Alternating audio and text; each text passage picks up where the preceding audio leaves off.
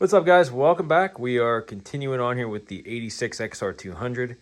If you watched the first video, you'd seen I got it running. Didn't take much to get it running, but I had some issues with idling. So over the past couple days, I didn't record everything just because it was a lot of tedious trial and error stuff with yanking the carburetor off and changing jets up, which I probably did. I'm not exaggerating. I probably had this carburetor off probably 20 times, at least 20, maybe 25 times. Thinking I was chasing a lean condition with the engine. When I'd rev it up, the revs would kind of run away, and you could never get the idle dialed in right. So you start it up, and it would idle perfectly fine at low revs, and you usually have to turn this in quite a bit. So I had it turned in further than I liked, but I had it idling pretty decent. But as soon as you crack the throttle, the revs would run away and the idle would take forever to come back down. So thinking lean condition, pilot jet, maybe needs richened up. Maybe I got a clog somewhere. Took it off so many times and just kept cleaning it, kept trying different jets. I tried jets I tried a pilot jet all the way up to 55, and the stock is 38, just to see what would happen. And of course it ran like garbage with a really fat jet in there, but it didn't help the runaway idle. So I thought maybe I had air leak somewhere. Sprayed all this down with brake clean just to, while it was running, to see if the revs would climb. Nothing changed. I even went through the valves again just to make sure, because I've heard of instances where the intake valve, if it's too tight, that could cause idling issues. Everything checks out there. Compression test checked out okay. My tester always reads low, and it was giving me 110, which is pretty decent for that tester. I got a cheap Amazon tester, and it was showing good compression. I know it should be higher than 110, but like I said, my tester reads on the low side, so I know that was okay. Plus, when I kick it over, it's got plenty of compression. So after banging my head against the wall, I decided to start thinking maybe something electrical is going on.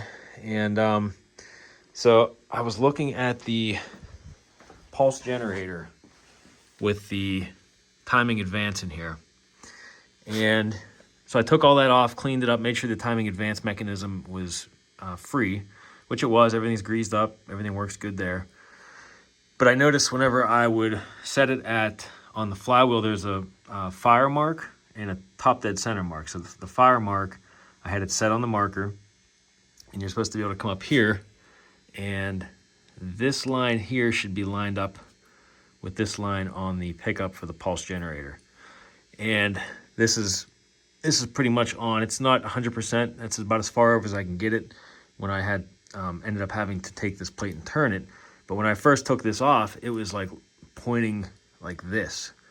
It was nowhere. It was close to this, but not how it is now. It was pointing more off to the side.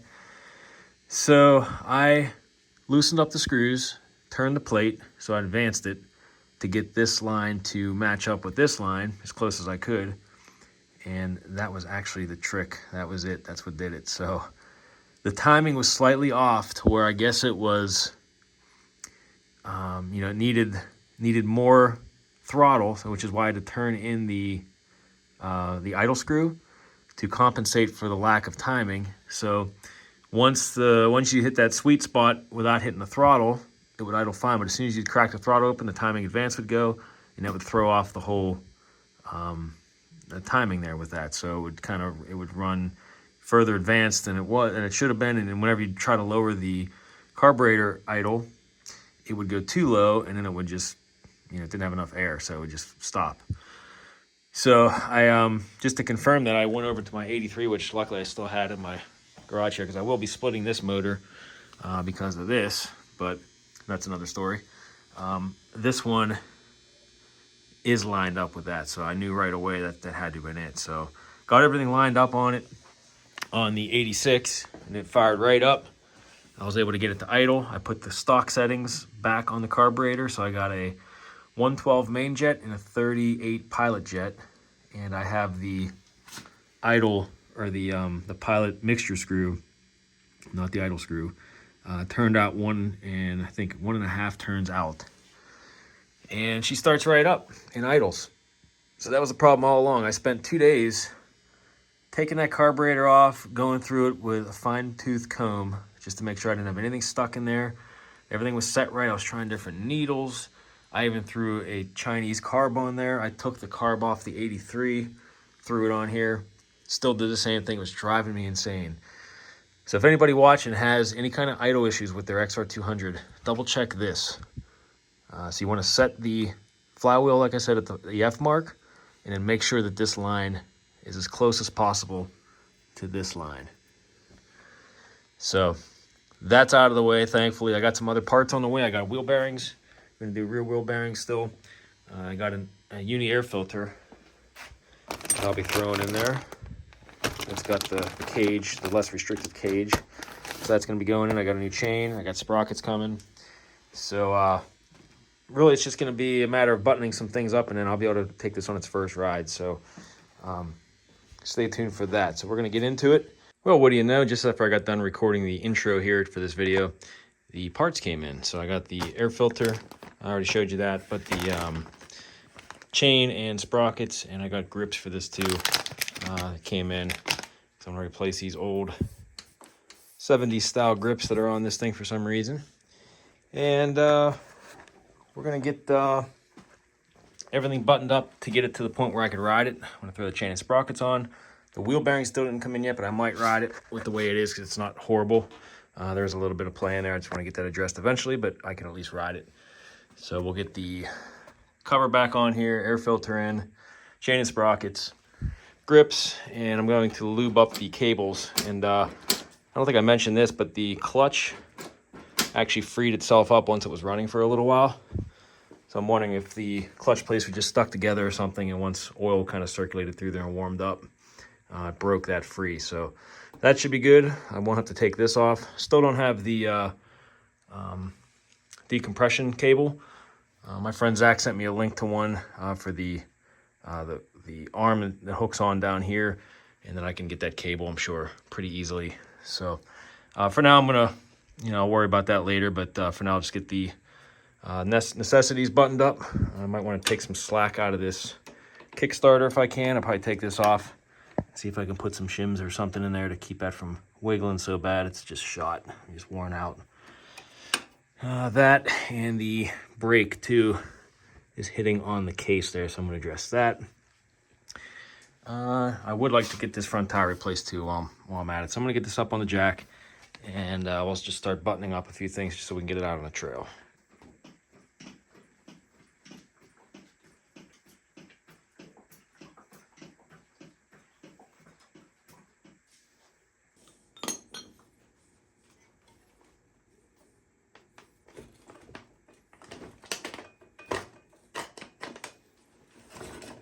We'll just get these drums sanded down. Yeah, same with the pads. The pads look pretty decent. I just got to grease up the mechanism, the arm here, and I'll clean this up. But a little sticky, but once we get that done, we should be good. Get some PB Blaster on these here. I'll let this soak in. And I'll take the chain and front sprocket off while I just know these are going to fight me here. So it looks like they have not been off for a while.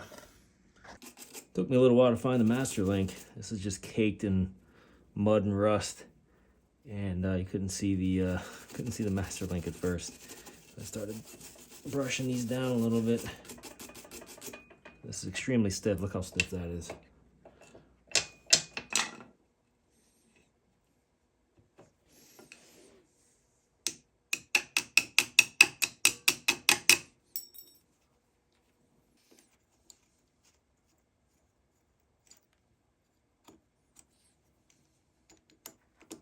Got the nice shiny new one to go on.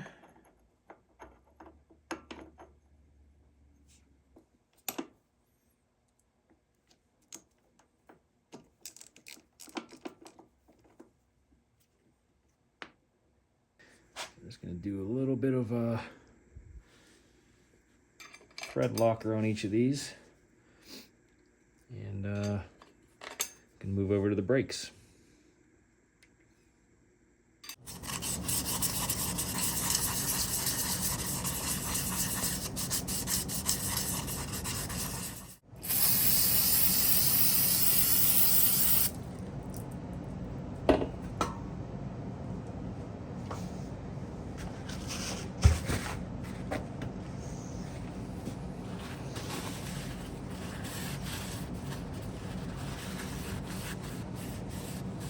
So moving over to the brake shoes here, they still got a little bit of life left on them, so I'm just probably going to sand these up. But the arm here is kind of sticky, so I'm just going to take them off, get all this greased up, and throw it back on there.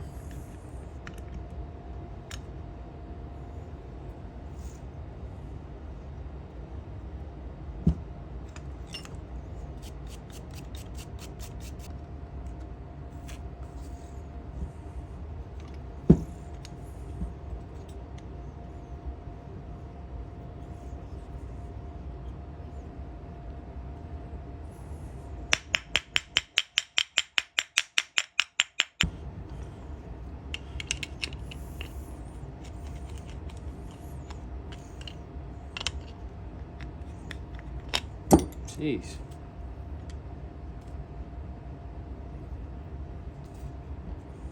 It's in there. Wow.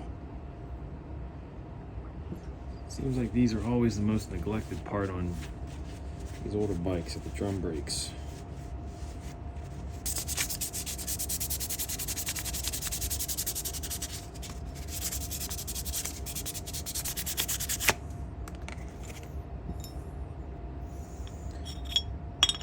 Got this all cleaned up, ready to get some grease on there, and we'll throw the shoes back on.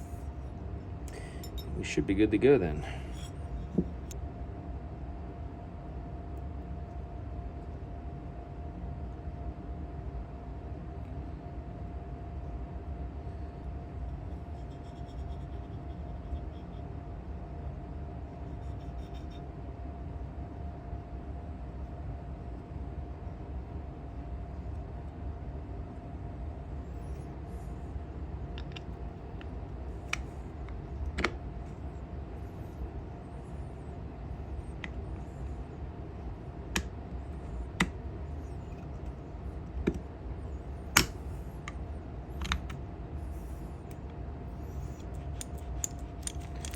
Okay, we got a good working rear drum brake again. Get this cleaned up, throw that back on there. Do the same thing with the front drum brakes, and I'm probably gonna replace this tire too here. You can see it looks like it's been rode and ridden pretty heavily. These center knobs are completely gone. Start by loosening up these nuts here.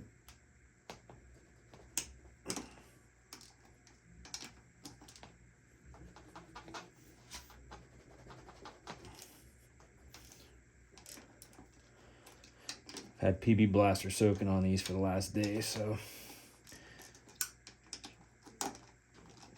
didn't want to risk breaking those.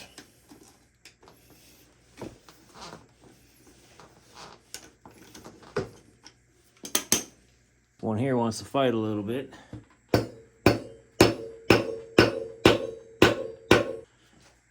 Piece of aluminum on here, give us a couple taps.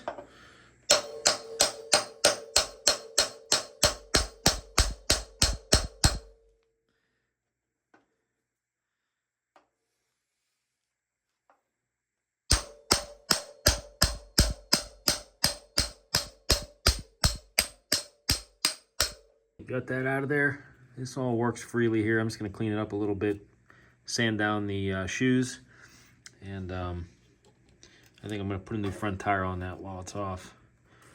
A better front tire, not brand new, but used one that's at least got tread on it. So front end, I'm not going to bore you and take this all off.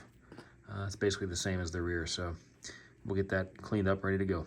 Before I start fighting that tire, I figured I'll just get this old air filter out of the way. Probably hold on to this filter element since it's new. I could probably fit that over the uni cage. It comes with the new uni filter. I can always have this one as a backup.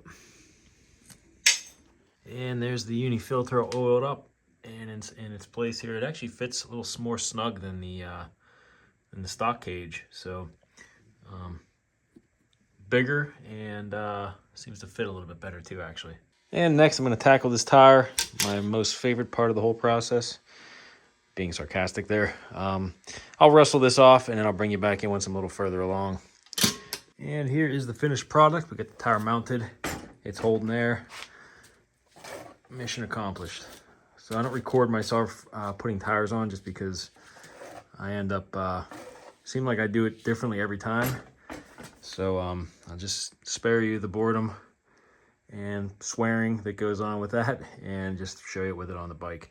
Just got to get the front brake adjusted up here, and turn my attention to the rear wheel again, get the chain on, and the brake adjusted on that. And then I got to change the grips out and find the kill switch, which actually was coiled up behind the number plate here. So this is going to need a little bit of attention. Looks kind of bent up. We'll figure that out. I'll get that bent out, and it's basically just hooking this button up. And I need a little clamp to go onto the handlebar for that too. So we'll figure that out. Got my new RK O-ring chain to go on here next.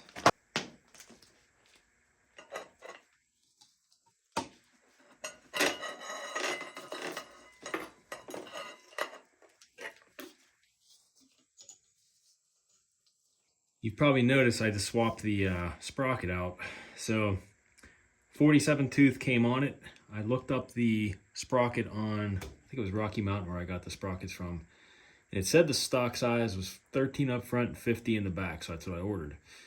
When I got it, it was just too big. It was rubbing up against the chain guard. I couldn't move it up far enough to get the chain on. And I probably could have got a longer chain, but just figured I'd swap this one back on until I can return that sprocket and get another new one. I'll stick with 47 for now, see how it rides. Okay, we got the chain on, it's adjusted. Got the front sprocket cover back on. Airbox covered up. And I ended up taking these little clamps here that go onto the kill switch off my other bike temporarily, just so I had something here. I got this hooked up. And luckily all the wiring was still good. So just got to plug it in. And we should be good to go there.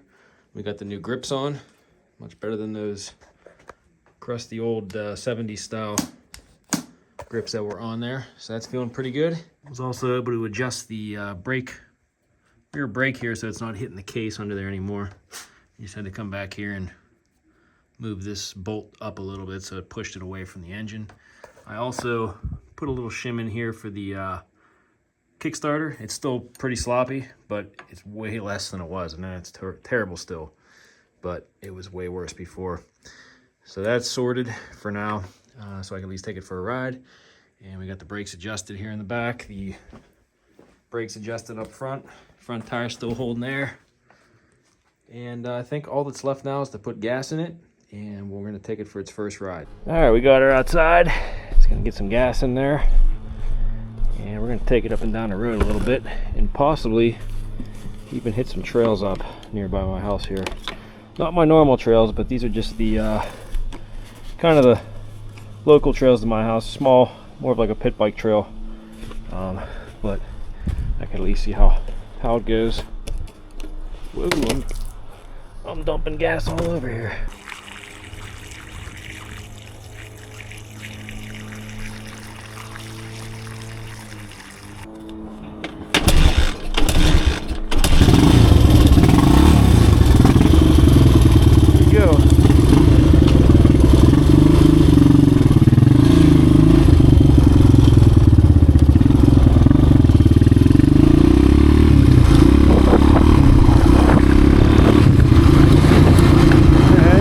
All right, let's go back up the hill here, back down to the first, second, third,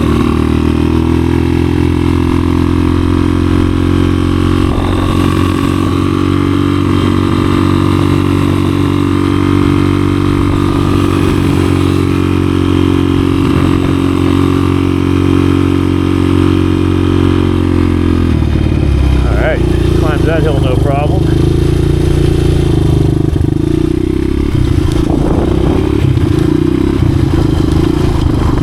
Yep, that's all 6 gears right there. I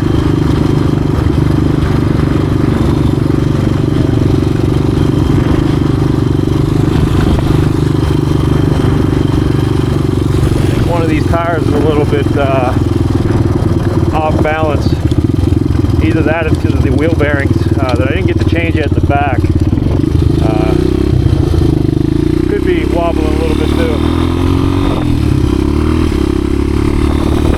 is flipping a little bit.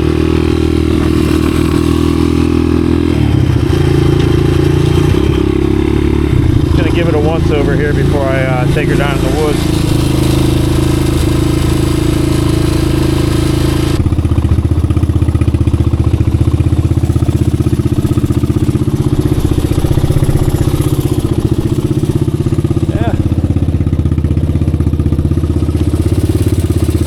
Still flopping like crazy. She's feeling pretty good though. I'm gonna go back in the woods now, I think. I'm gonna see how it does.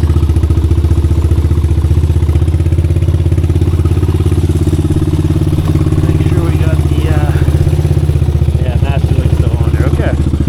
Alright, let's go into the woods.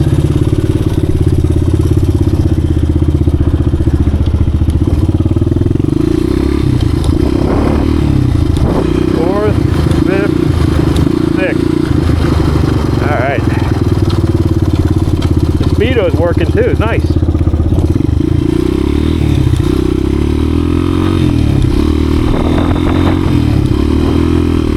Yeah, that clutch is flipping a little bit.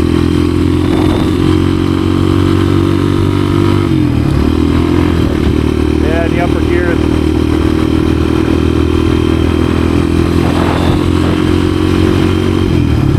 Never had an XR200 with a trip that works, or even one with the one on there. My 87 never had that. When I had it, by the time I got it, it was long gone. Oh yeah. Clutch is slipping a little bit. A little bit. See what happens once it warms up a little more.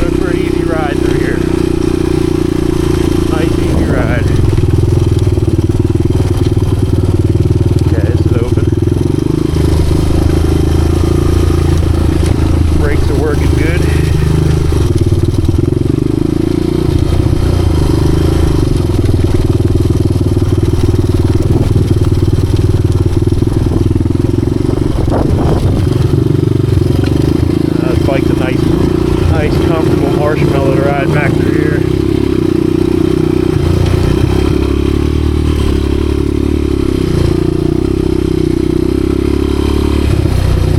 This might be the ultimate trail bike. Small enough to where it's not beating you up in the tight stuff. Not too big where it's whooping you like a big 4 4-stroke. Cruise on this thing all day.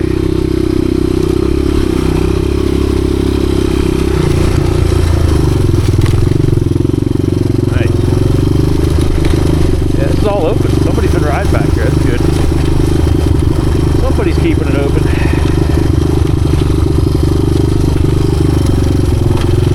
Turn that idle down a little bit more.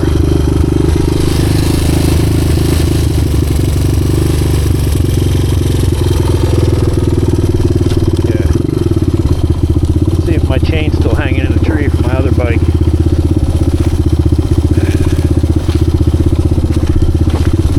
TS185 was back here and snapped the chain. Yeah, there it is. Still hanging there. Alright.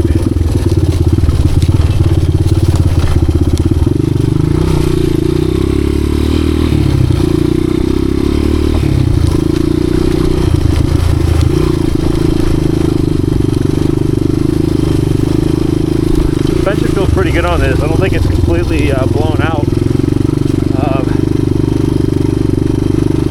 I'm not getting the pogo effect, which is nice.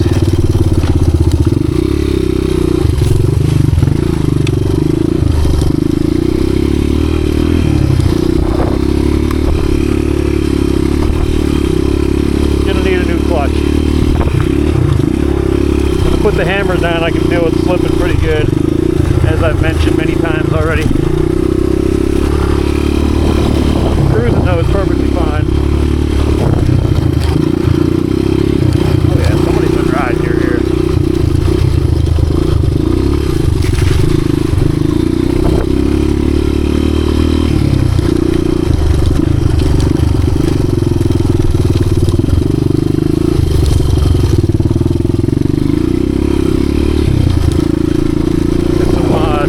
Tight trail through here, some single track. Let's see if we can find that. That's right in this thing's wheelhouse.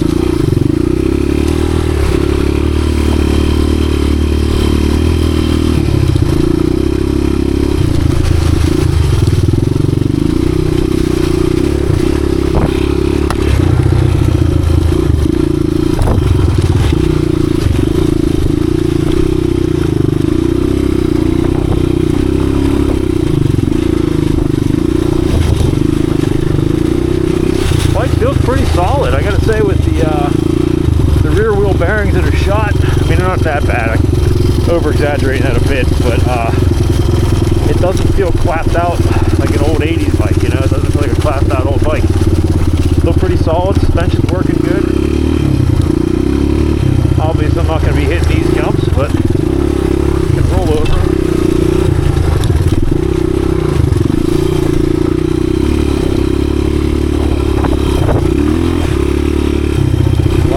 Tire.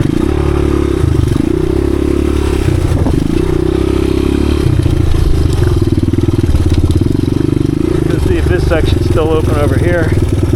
Yeah, down here, I think. Oh, it's over here more.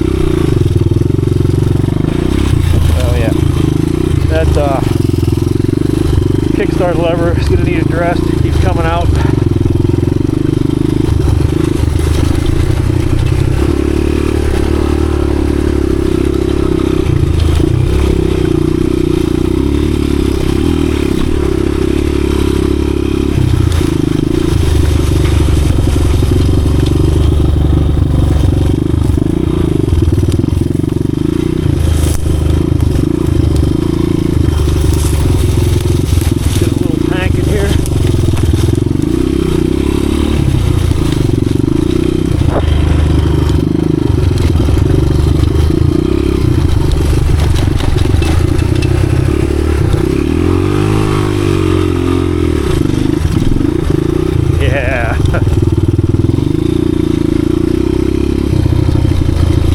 Clutch is shot.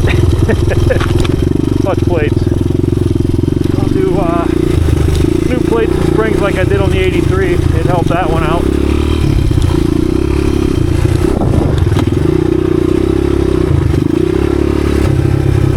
I'm liking this. Bringing back memories of the mid-90s for me. Riding this thing is my first big bike. I was 16. So capable. Yeah, it's very forgiving and easy for beginners to learn on too.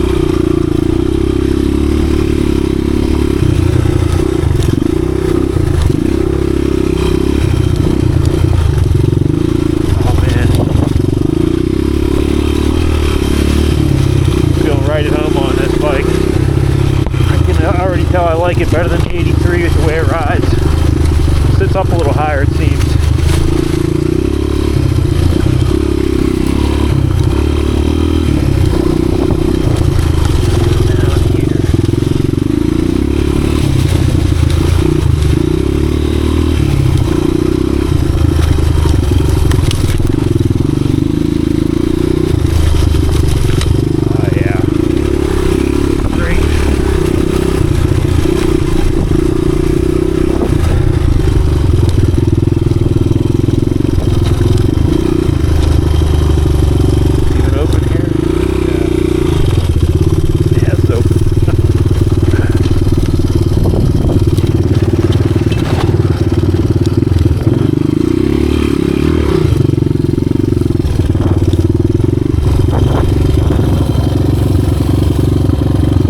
down the trail here.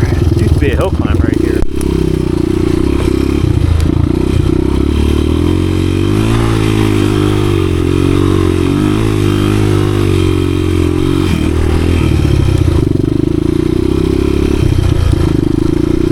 Oh, it's running great.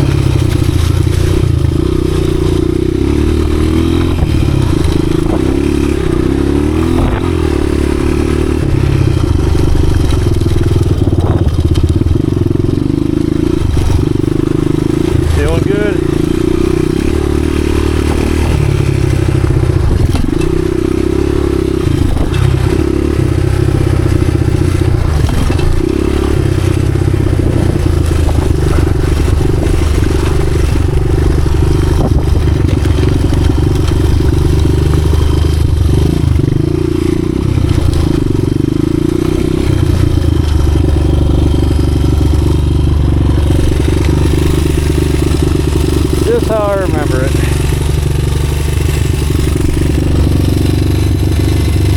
After it warmed up there, that idle kept climbing up. Right there's good. And she's also idling nice here. Got that timing advance straightened out with the pulse generator. Just the plate just needed advanced a little bit so it can line up with the rotor that's on there. And she idles. So again, if anybody is fighting idling issues with their XRs, XR200s, and you tried the jetting and everything first, made sure the carb's cleaned out, check that just to make sure that's not the case, like it was on this. It drove me nuts. Beautiful. Yeah, see, there's not a whole lot of slop in the back. A little bit, not bad. Everything's super tight. Aside from that, it feels so good back in the trails. I forgot how good these years were. I mean, all the XRs are good, but the longer travel suspension and the, I don't know, I guess the frame ergonomics changed up a little bit too when they went to the full frame. The 83's got that frame that's, you know, that used the engine as part of the structure, so that may have changed ergonomics up. The suspension's better on this. My kill switch works still, that's good. I'm extremely happy with how it came out. Like I said, there's still some stuff that needs addressed. We got the automatic decompression here that's missing. I'll be end up taking this whole side case off to get to the clutch anyway, because it's going to need a clutch and springs. We'll clean out the oil filter that's in there too, the centrifugal filter. Probably got to address this. You can see how floppy this still is, even with my shim. So we'll come up with something a little bit better, keep it a little tighter, because it just wants to come out like that. I guess I forgot to actually grease up the linkage. It's got these Zerk fittings on here that I gotta get a grease gun. I don't even have a grease gun that'll fit that at my house, so I'll get those greased up. I don't think there's any play in the linkage. I think that's all good. It's just the wheel bearings. Got to find a bolt here for this. Really, aside from that, I think everything's good. Need a headlight bulb, just cosmetic things really. I think this was working too. Let me see if that's working.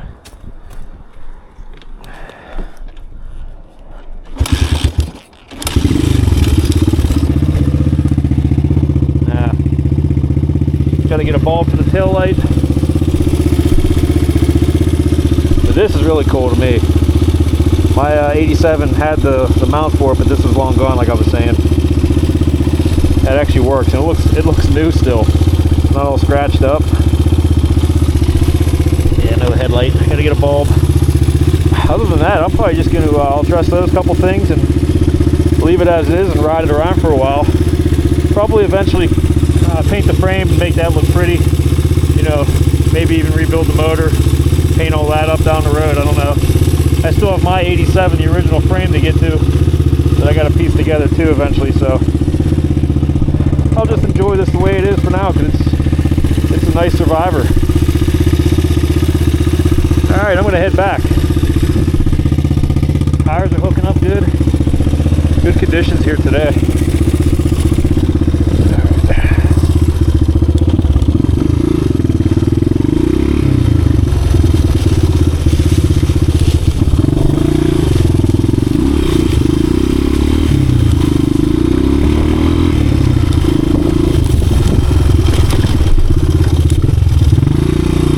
That single track up again.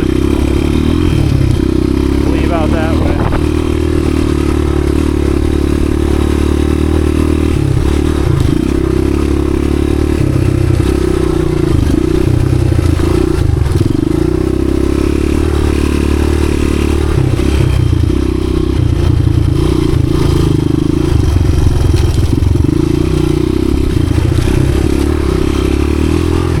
This is where this bike shines.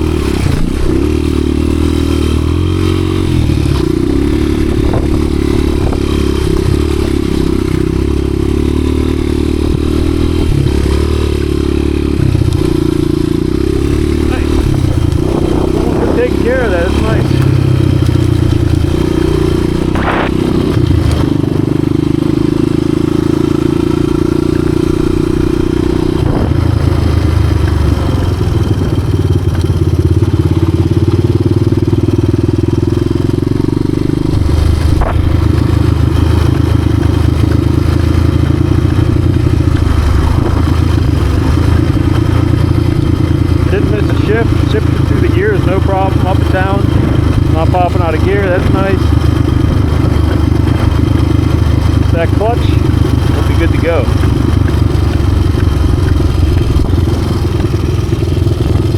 I think I'm going to leave the 47 in the rear too, the 47 rear sprocket. Like I said, I had that 50 on order and it was a little bit too big. So this thing has plenty of guts and low end with the 47 rear, so I'm just going to leave that in. Maybe with a 50 it'd be screaming a lot more. If that was more in the slower stuff, it'd be okay. But if I'm going to get on the road in it all, get from trail to trail, I'm going to need slightly taller anyway.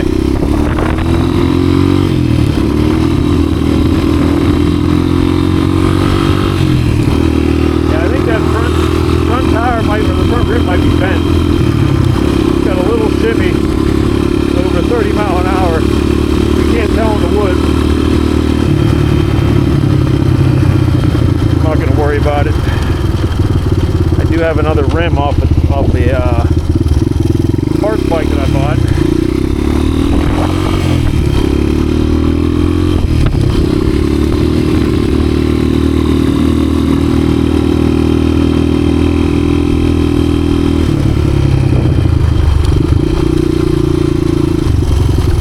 All right, feels good.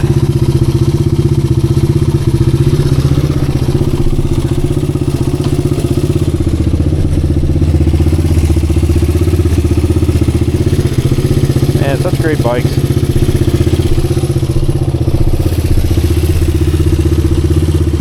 Could be the bearings, the headset bearings too. She runs great though. Very happy. Just a couple little tweaks and I think we'll be ready to go just for fun play bike to relive my youth. Alright guys, thanks for watching. Like I said, I'm going to do a couple tweaks to this thing and it will be good to go. And I'll eventually have it back on my trails and really put it through its paces once I get all that stuff sorted. So I'm glad I found that out now before I took it down into the ravines and trying to climb up out of the hills. Be slipping like crazy. So we'll get that sorted and we'll get it back on the real trails and give it a proper ride video. But yeah, thanks again for watching guys. Make sure you subscribe and hit that bell notification so you're alerted when the next video comes up on this bike and others too. So we'll see you in the next one guys. Thanks.